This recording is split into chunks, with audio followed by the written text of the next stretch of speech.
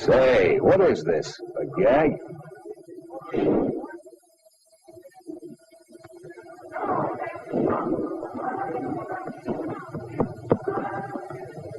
No, it's no gag.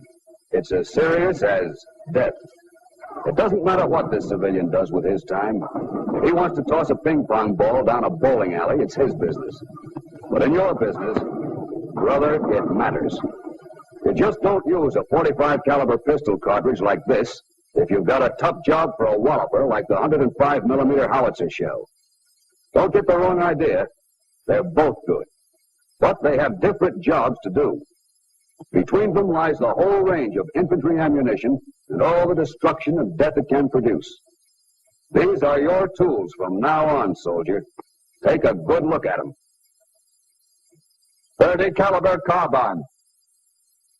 30 caliber rifle and machine gun. 50 caliber machine gun. Hand grenade. Rifle grenade. Fragmentation. Anti-tank rifle grenade. Anti-tank rocket. 60 millimeter mortar. Fragmentation.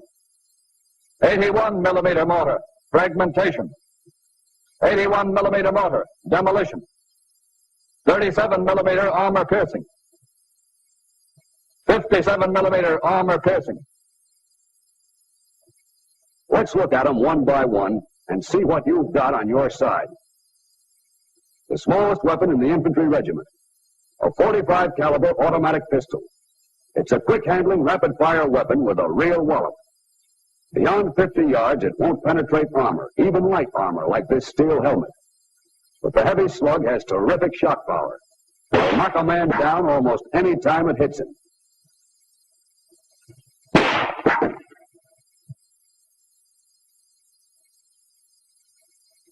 You can use it in a tough spot at close range. But the real bite of the infantry is 30 caliber ammunition. This is the stuff you're going to have to live with. You'll use both types, 30 caliber rifle and 30 caliber carbine. Take a look at the carbine first. It has replaced many pistols in the infantry regiment. It's most effective at short ranges, where you can fire 40 aimed shots a minute. At a range of 100 yards, this is what the carbine can do to a Nazi.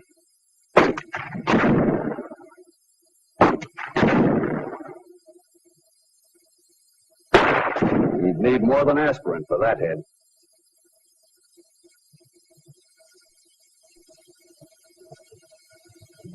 Those monkeys aren't all behind trees.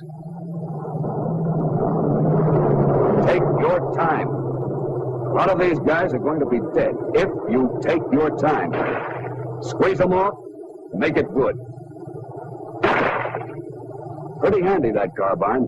Even though it weighs only 5 pounds, it's a killer if you know just when to use it.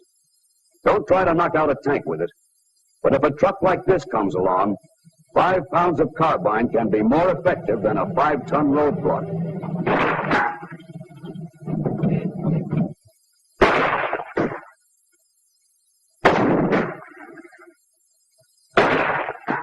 That's what a carbine with light 30 caliber ammunition can do up to 300 yards. But now take a gander at your heavier 30 caliber stuff. The stuff you riflemen have stashed away in your belts. That's really something. It comes in 3 kinds: armor piercing, tracer, and ball. And soldier, it's going to be your best friend day in and day out. Whether you fire it with the M1, the 03, the M1917, the BAR, or a machine gun, the penetrating force is the same: murderous. Remember what the carbine did to this German helmet? It went through easy enough, but the rifle slug just blasts through steel as if it were brown paper. Yeah, and it can do a lot more than plow through a helmet. For instance, that looks like pretty solid cover, doesn't it? An oak tree 12 inches thick. Now watch that bucket.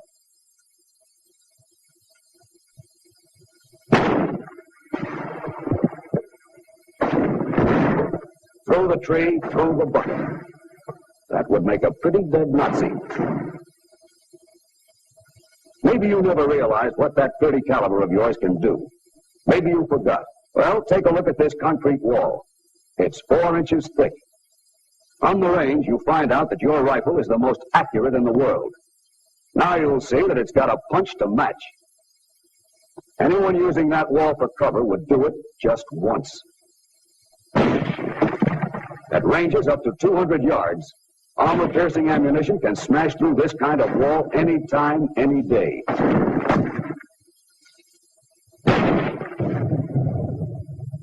Brother, that 30 caliber stuff is your right arm. 30 caliber ammunition doesn't look like much of a match for this brute, does it? Well, it isn't. But you can always use your head, too. That German 75 isn't worth a damn without a crew.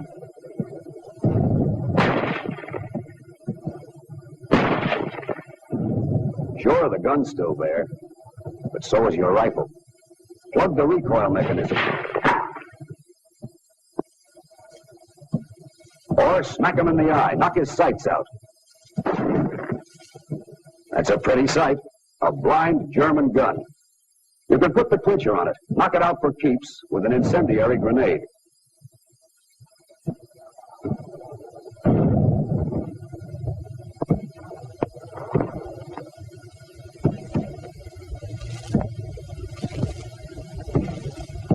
Jam one of those incendiary grenades down the bore of the gun, and the metal from the grenade will fuse with the tube. That chokes it up fine, for good.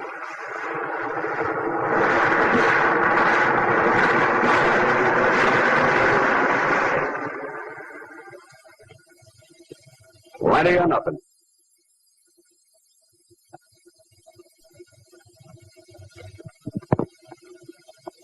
The incendiary grenade was just what the doctor recommended for the German 75. But you've got another prescription for the boys themselves. The Fragmentation Grenade. It's very useful for treating them when they're bunched, like these guys.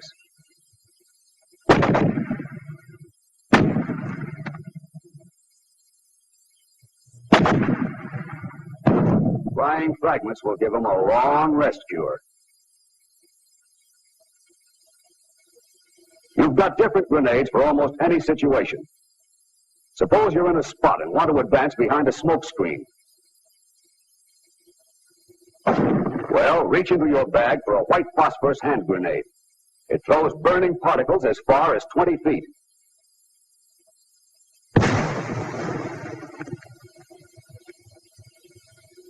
It's not meant to be an offensive weapon, but a hot shower like this is nothing to get caught in. A few drops on his skin will make him wish he were dead. If enough fall on him, he will be. What if you find a Nazi pillbox staring you in the face and you want to take care of it without being seen? There's one more GI grenade. The Army calls it the frangible grenade with the FS filler. But if that sounds like double talk to you, just remember this. It produces a heavier smoke screen than the white phosphorus hand grenade. It hangs around a lot longer. It'll cover the movement of more men and help them get up there to smash that pillbox. Now for your automatic weapons. Lesson number 1. These 5 men with M1s are getting off a total of 80 aimed shots a minute. This man coming up with the automatic rifle, the BAR to you, can also fire 80 shots a minute, himself. That'll give you some idea of the destructive power of your automatic weapons. It means, of course, that one man with the BAR has a firepower equal to 5 men with the M1 and can pin the enemy down just as effectively. The 5 riflemen are now free to maneuver. They can come around and try to hit him on the flank.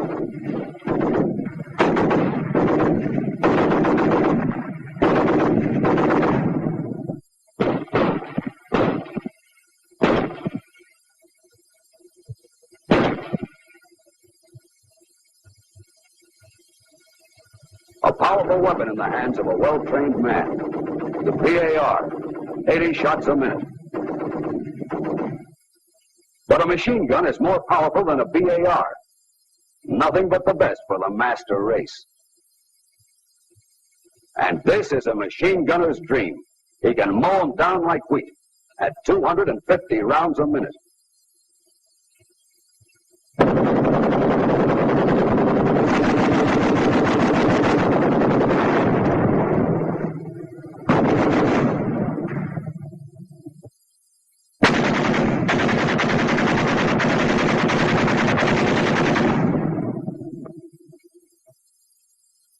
That's still the same 30 caliber you've got socked away in your cartridge belt.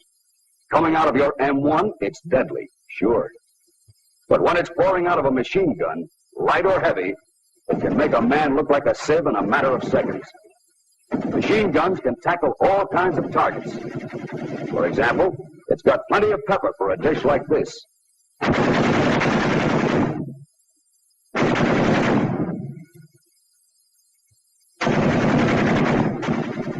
That doesn't have to be a treat. Your machine gun can do a lot more to something that's breathing.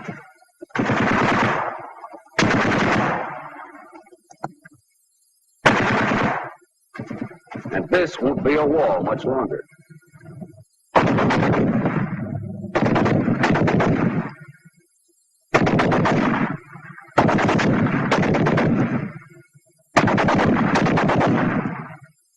But the main job of a heavy machine gun is to cover an area with bullets. 2 or more guns can make a peaceful pond look like this. Principally because of vibrations, the bullets of a single gun make this long pattern. This is the beaten zone made at 1,000 yards. The enemy 1,000 yards away. Long range for some weapons, but not for the stuff these boys are packing. It's just what this machine gun's looking for. Ever hear a battle between 2 machine guns? They talk back and forth for a while, then all of a sudden, one of them runs out of dialogue.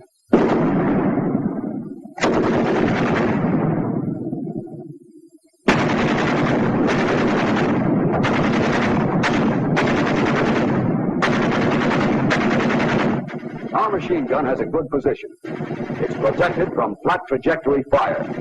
But the enemy has mortars. And mortar fire is high-angle fire which can slam down from the sky.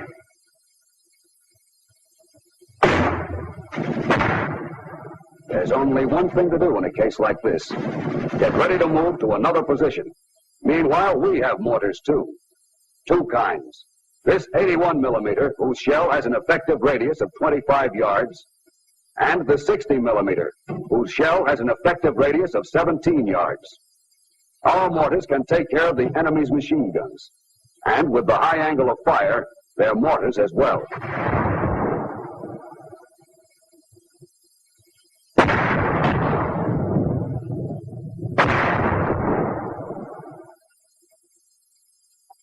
Of course, an exploding mortar shell can kill, but let's see just how convincing it can be. The overhead cover for this command post is 2 feet thick, made of dirt and logs, and a swell target for the 81 millimeter heavy high explosive shell. The shell weighs 10 3/4 pounds, and it's equipped with a delay action fuse which explodes after penetration.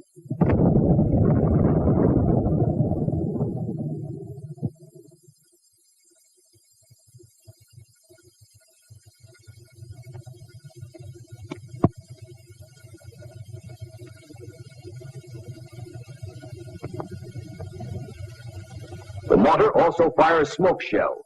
The white phosphorus may set fire to very dry materials, and it will produce casualties. But its main job is to blind the enemy with a heavy white smoke.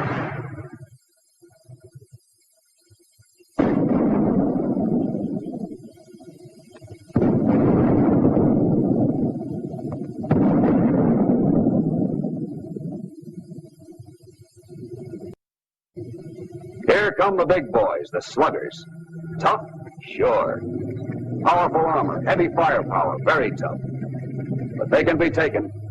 You've got the weapons to blind him. Burn his pants off, blow him to hell. Watch. An ordinary bottle. Fill it with fire and you've got a Molotov cocktail. These cocktails can be homemade from gasoline, crankcase drainage, and saturated rags. Light the stuff with a match. 3 alarms for any tank in the business. If you have one of these M1 frangible grenades equipped with an igniter, You can forget the homemade cocktail. But whichever you use, the Molotov cocktail's no party for guys in a tank. You may not always have a cocktail, but you will have a rifle. It won't rip the tracks off a tank or puncture the armor, but a rifle can make it button up. You can jab his eyes out.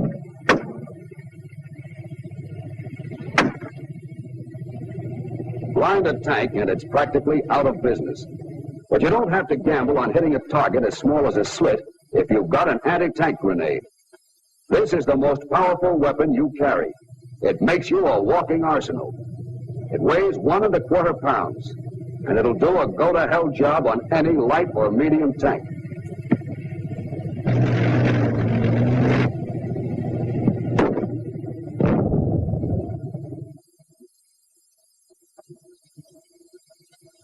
Doesn't look like much, does it? But don't kid yourself. The steel that came from that hole was shattered into fragments that whizzed inside the tank like a gang of hornets. You can put that kind of a hole in a tank from 75 yards. But remember, whenever you can, hold your fire. Wait till the tank is smack up on you. Now, give it to him.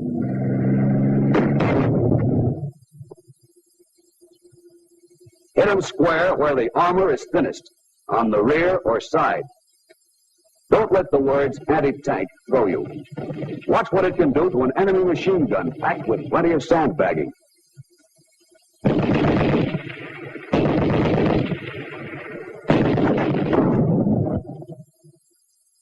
See? It doesn't have to be a tank for the anti-tank grenade to go to work. But the anti-tank grenade is not the only one you can fire off the end of your rifle. For example, you can't lob a grenade by hand at these Nazis. They're too far away. But you've got fragmentation grenades. And if you launch them with either your rifle or carbine, it's like sending your Sunday punch airmail. There are 2 kinds of fragmentation grenades. This one is time-fused. You fire it when you want an airburst above the ground. The other one has an impact fuse, like the anti-tank grenade. It explodes as soon as it hits hard enough ground. Both fragmentation grenades carry about 200 yards and have about the same effect.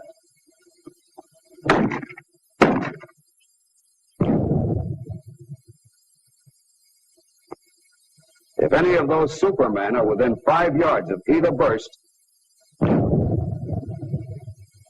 finished. There's another weapon in the infantry regiment. When it first came out, soldiers thought it must have been found in a pile of junk. This is far from the truth. The first time the Nazis got a peek at it, they turned it a secret weapon because they didn't know what hit them. It's called a bazooka. It has knockout written all over it. Like everything else in the Army, it's got an official name, the anti-tank rocket launcher, and it'll tackle almost any kind of target. It can stop a tank all by itself. Stop it cold.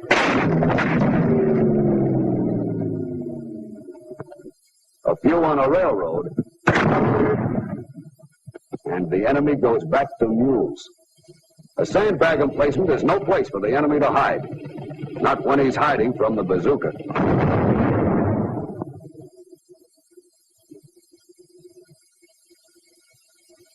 Don't think this pillbox is heaven. The bazooka makes it hell.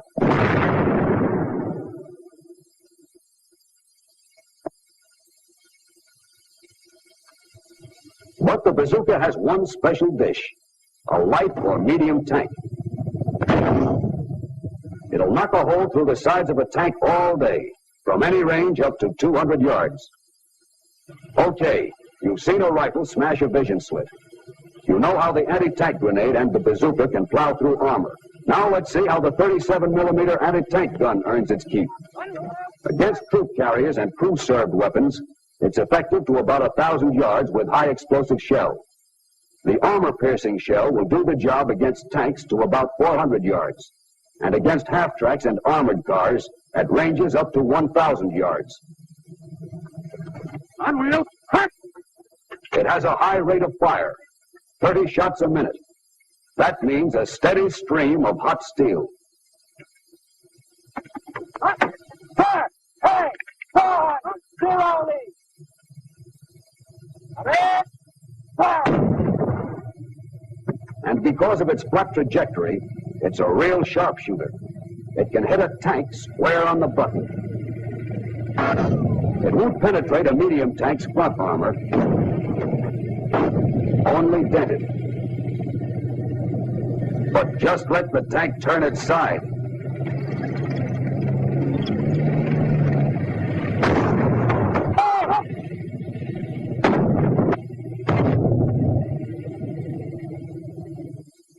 The 37 doesn't kid against the side. Left front! Caliber! A tank isn't the only target the 37 can smash. At 800 yards, it can pierce nearly 2 feet of concrete. 800! Come in! Fire! Hit! Hit! Cease firing! The 37 cuts them down to size. In this case, the projectile penetrated 21 inches.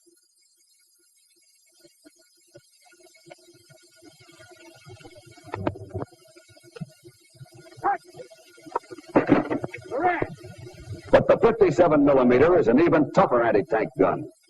It takes over where the 37 leaves off. And at 800 yards or less, it's deadly. Like the 37, the flat trajectory gives it bullseye accuracy.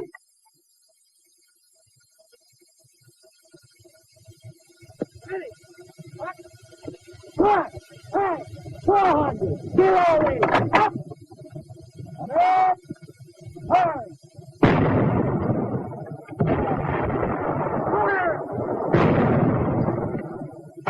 It can smash a hole like this through any part of a tank, front, sides, or rear.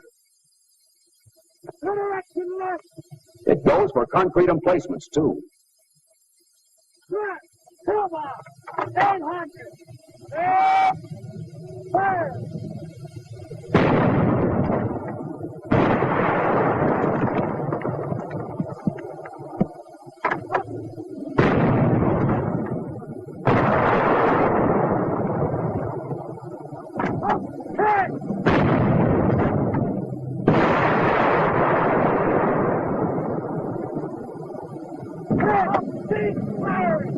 Call in the salvage company.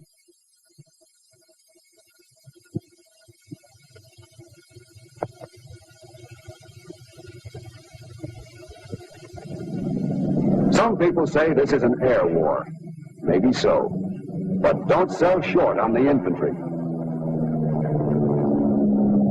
Even if you feel like burying your head, don't. That won't bring him down. When you're ordered to, your job is to try to get him. A plane flying low over troops has often been knocked down by small arms fire.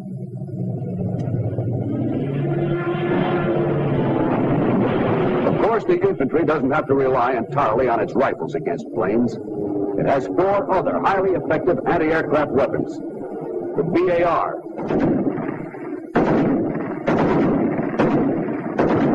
the light machine gun,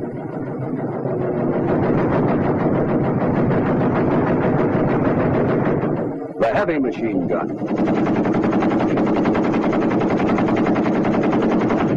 and most vicious of all, the 50 caliber machine gun.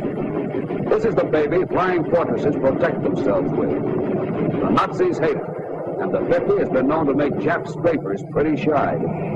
Don't forget, a plane's got a lot of vulnerable spots, like the engines or the pilot.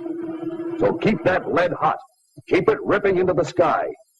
Even though you don't knock them clear out and down, you can still wound them, chase them off, make them go flapping and limping home to lay up for repairs. That's your job. Hit them with everything you've got. Here's the infantry regiment's largest and most powerful weapon, the 105 millimeter howitzer. It's the infantry's bulldog. It goes for targets too tough for any of its other weapons.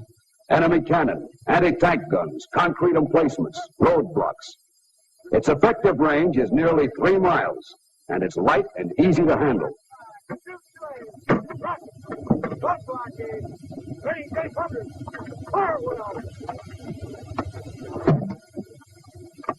Watch it against this stubborn baby. A roadblock, 4 feet thick.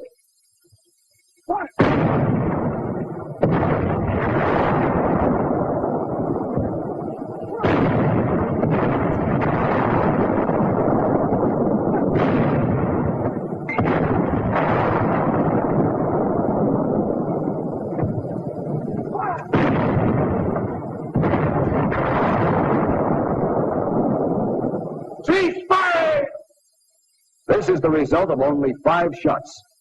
To blow it off the face of the earth would probably take 15.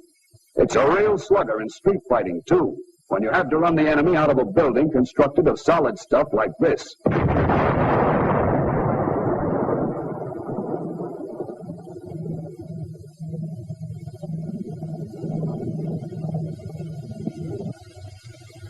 Here are the 2 whoppers the howitzer pounds out.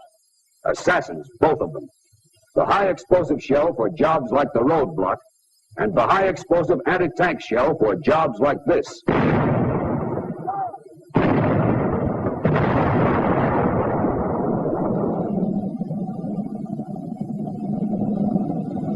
He won't get very far. Not with that kind of ventilation. Soldier, maybe you're from Minnesota. Maybe you're from Mississippi, New York, or New Mexico. It doesn't matter from where. You all want peace again. And here are the peacemakers. They're tops.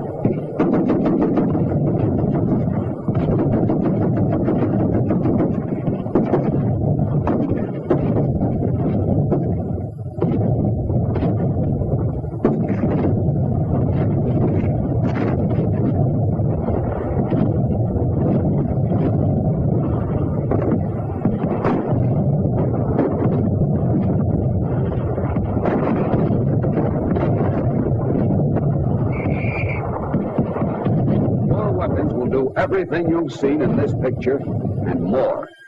But a weapon is only as good as the man behind it. So give them hell. And someday you'll be marching in the streets, bringing the peace all Americans want.